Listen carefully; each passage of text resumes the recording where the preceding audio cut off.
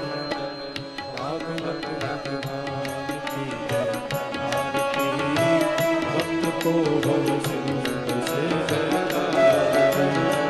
अच्युतम केशवम कृष्ण दामोदरम हरे। अच्युतम केशवम कृष्ण दामोदरम हरे। श्रीधरम माधवम वासुदेवम श्रीधरम माधवम वासुदेवम हरे हरे। यह अमर ग्रंथ यह मुक्ति पंथ यह पंचम वेद निराला है।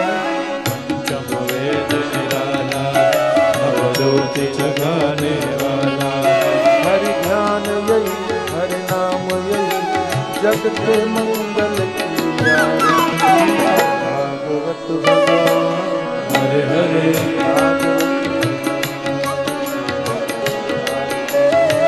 भक्त को भागवत भगवान की आरती भक्त को भव सिंधु से है आरती।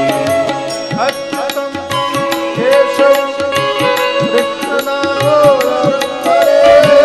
अच्युतम केशवम कृष्ण दामोदरम हरे। श्रीधरम माधवम वासुदेवम हरे। श्रीधरम माधवम वासुदेवम हरे हरे। पापों को मिटाने वाला हर्षित कराने वाला।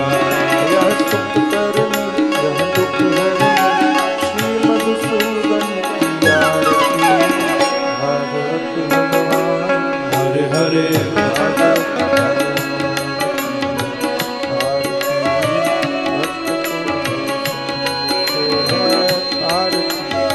भागवत भगवान की आरती भक्त को भव सिंधु से है